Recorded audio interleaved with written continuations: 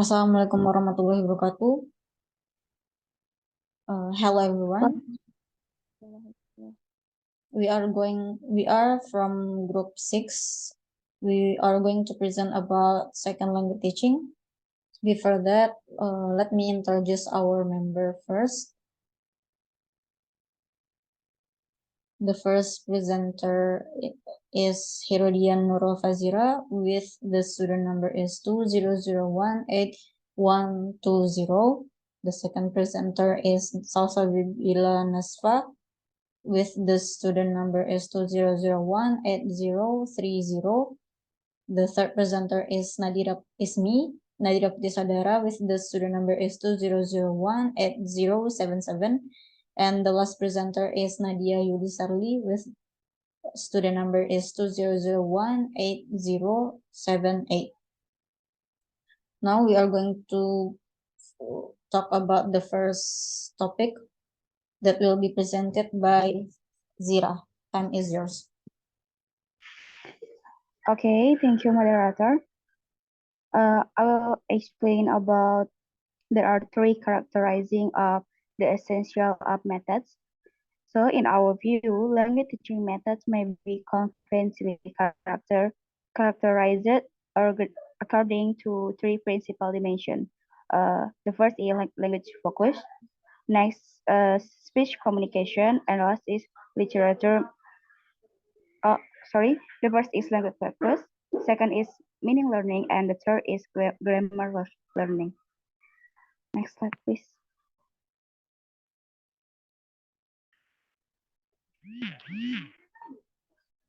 Okay, the first is language focus. Methods can be divided into two categories: teaching language through speech and reading or writing, grammar translation focus on speech and the use of speech in communication, while literacy is seen as a foundation for approaching speech communication. The next essential of learning is meaning learning.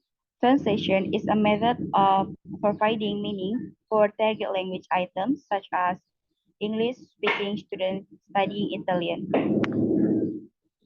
Next. And the last is grammar learning. Explication involves explaining the grammatical rules and structure of a second language to a native language. That's all matter three, the essential of learning. I will give it back to the moderator. Thank you.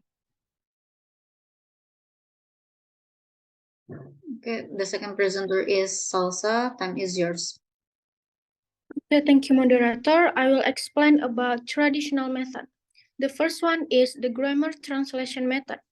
Grammar translation, or GT, essentially involves into two components. One, the explicit explanation of grammatical rules using the native language, and two, the use of translation in the native language to explain the meaning of vocabulary and structures. Second, the natural method. The natural method, or NM, developed as a reaction to grammar translation and was the outgrowth of scientific talk on the nature of language and language learning.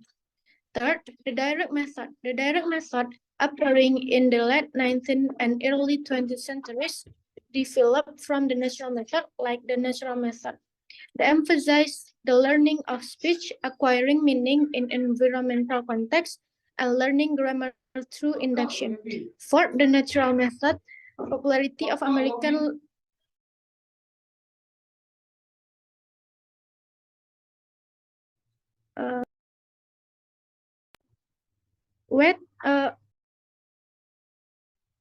for the natural method, popularity of American linguistics and psychology, and the rise of ALM, the phenomenal rise of the audiolingual method was due to the popularity of the new American linguistic and psychological theories, which it incorporate into its foundations.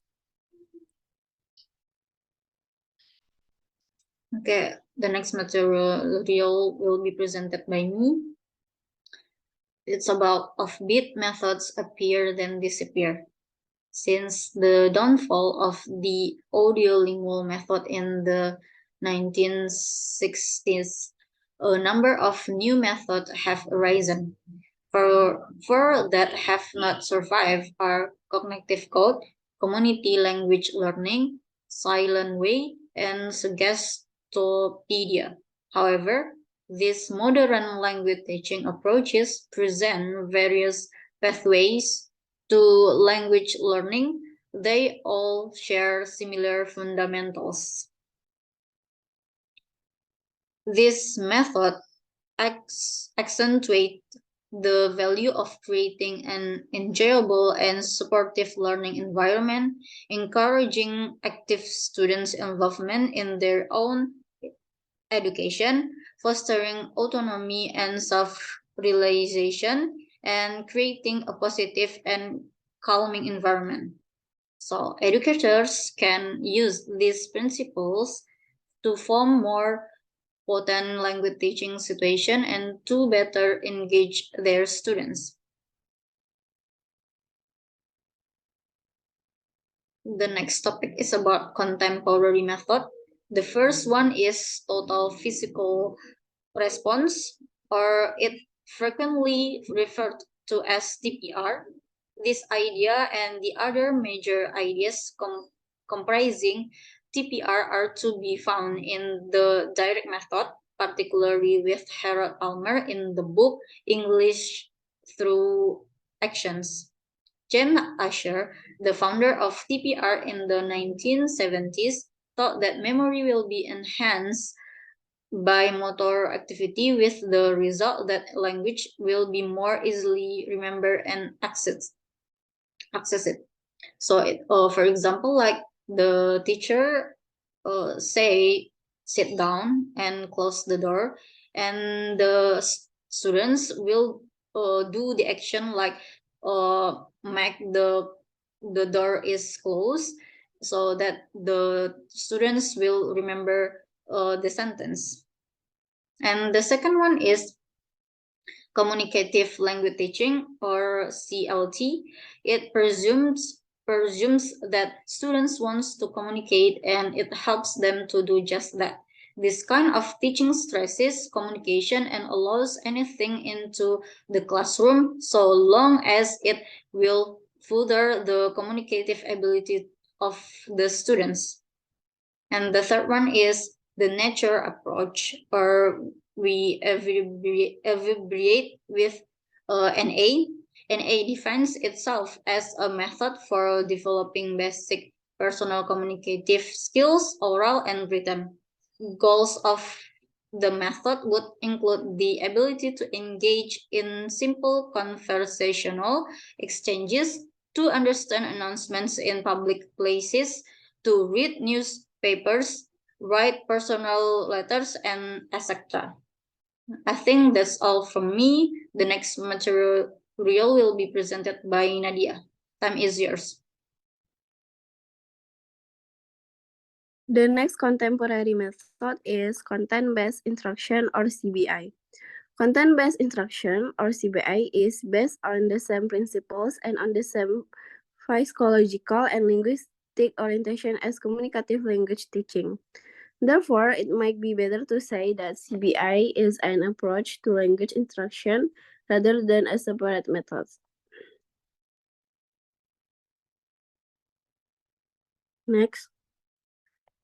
Next is text-based language teaching, or TBLT. TBLT is yet another offspring of communicative language teaching. Unlike other approaches, TBLT focuses more directly on the instructional factor, stressing the importance of specially designed instructional tasks as the basic of learning. And the last one is computer assisted language learning, or CALL.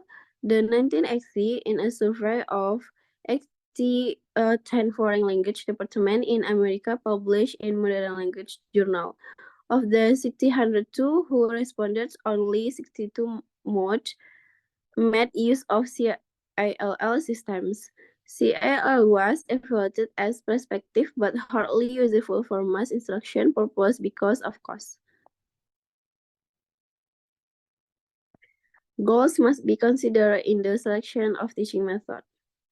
The goals of a nation are important in determining second language teaching programmers in the school systems. One country may wish to promote the study of reading and translation of scientific material from a second language, and would therefore wish to stress the knowledge that is gained through reading. In such a case, the grammar translation method will be appropriate.